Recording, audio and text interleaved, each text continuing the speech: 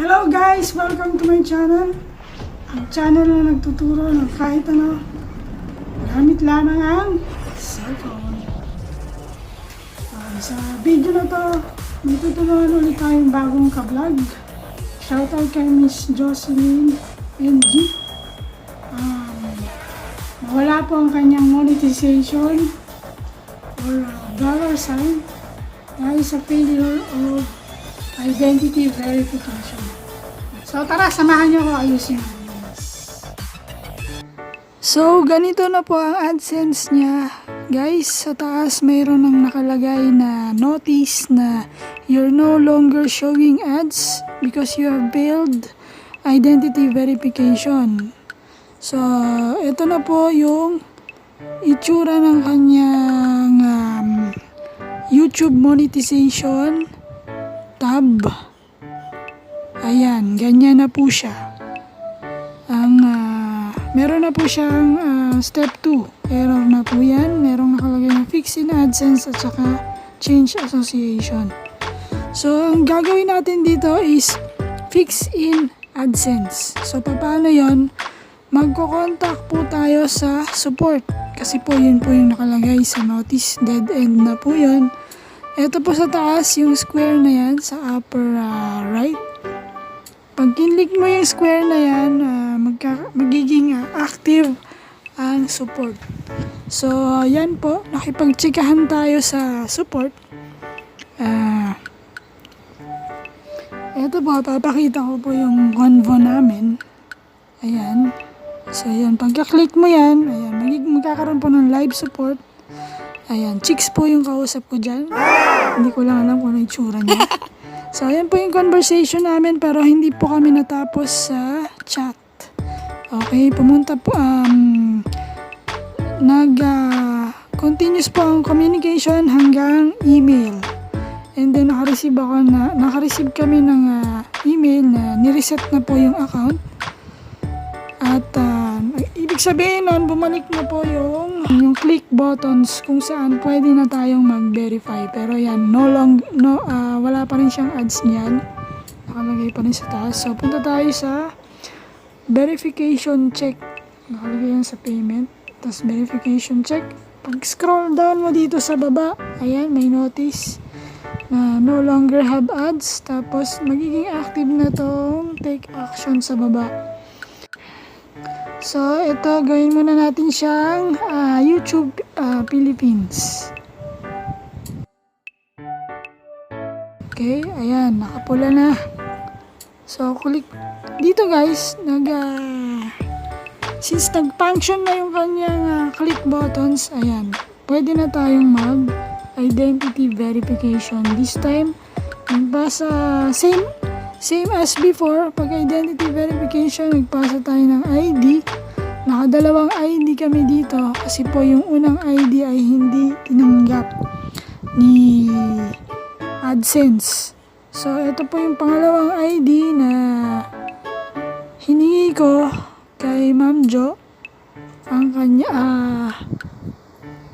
ginamit namin yung ID at pangalan ng kanyang anak.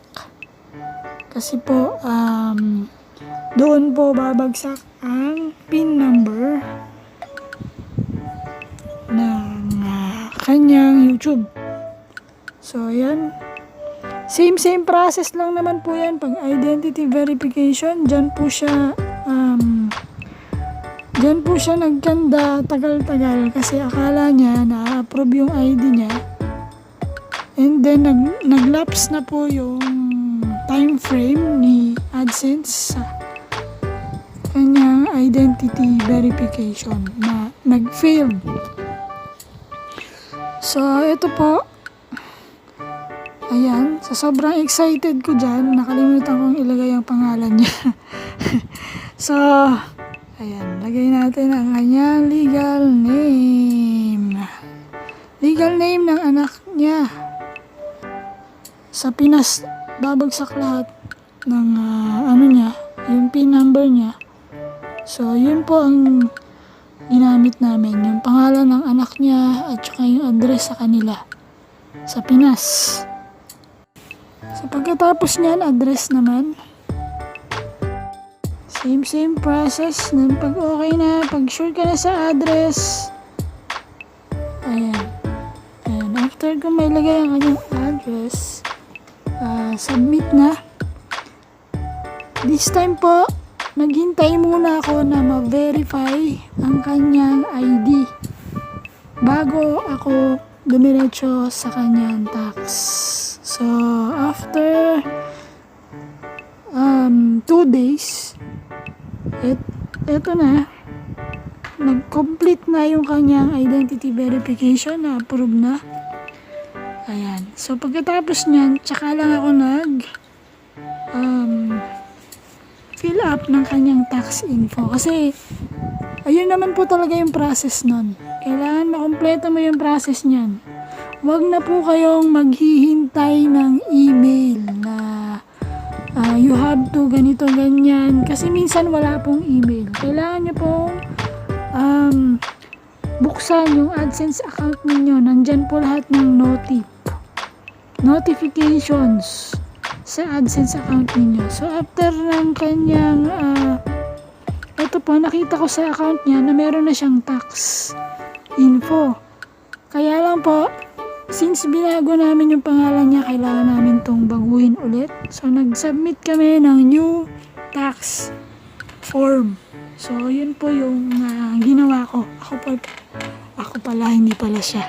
Nag-submit ako ng panibagong tax form.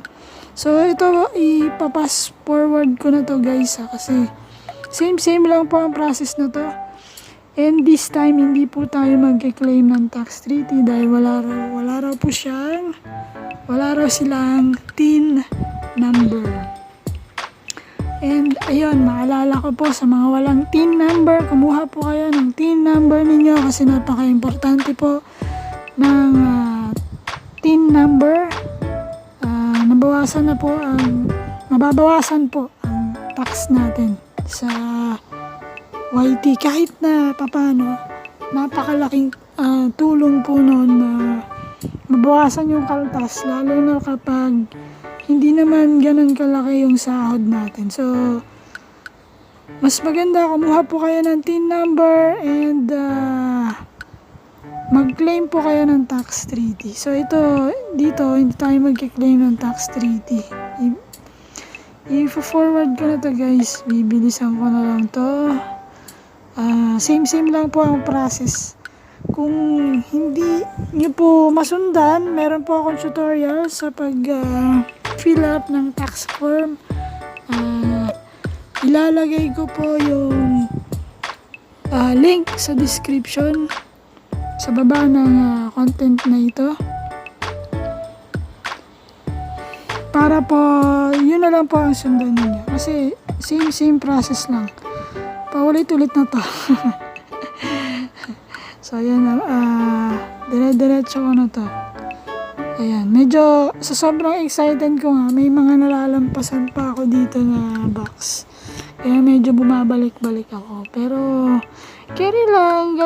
Ganun talaga kapag na-excite. Kasi, first time ko pong maka-encounter ng channel na talagang nawala yung ads niya. Para sa akin, this is a success kasi napagtagumpayan ko siya. Ayun yun no?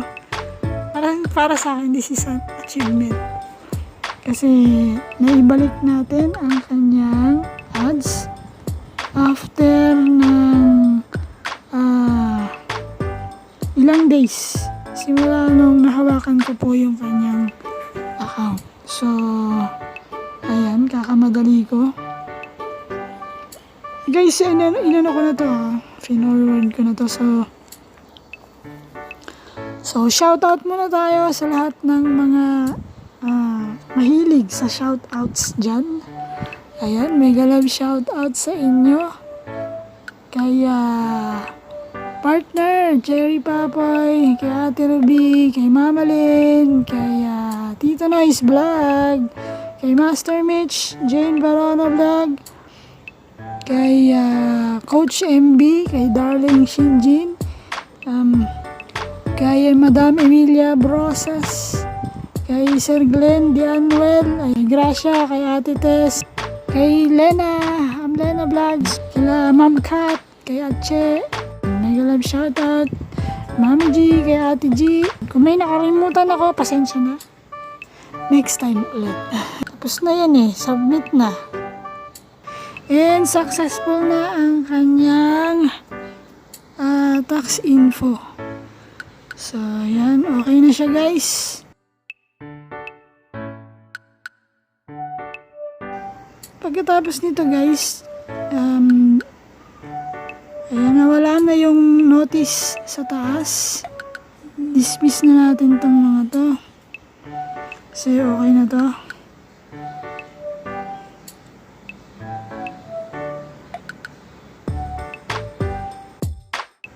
Ayan, so balik tayo sa kanyang YouTube channel. Yun, bumalik na po ang kanyang monetization. Ganyan na po ang itsura niyan. So, tingnan natin yung kanyang membership. Ayan, 0-0 siya kasi kababalik lang po ng kanyang monetization. Automatic po kasi pag nawalan kayo ng ads, automatic mawawala lahat ng memberships ninyo. So, this time, i-open natin ulit ang kanyang mga supers. Ang kanyang mga supers, chat, super stickers, at ang kanyang super thanks. So, yun na. Okay. Ito po yung mga email na na-receive namin. Na-receive ko from Google na okay na. And dito rin yung conversations namin. Ayan. So, punta tayo sa channel niya using our channel. Ayan. So, sobrang excited ko po talagang chinik ko yan. Tuwang-tuwa ako na naibalik yung kanyang monetization. Masaya ako. Kahit na ayan, medyo nahirapan ako. Ayan. Meron na siyang join button. Diba? Ang saya-saya, Nailagay ko na rin po yung kanyang payment method. And sa ngayon po ay waiting na lang din siya sa kanyang AdSense PIN. And ayun, maraming salamat po sa mga nanood. I hope nakatulong. For any questions, any help, feel free to comment down or PM me sa aking messenger, Mitchell Tab. Yun lang guys, thank you. Bye.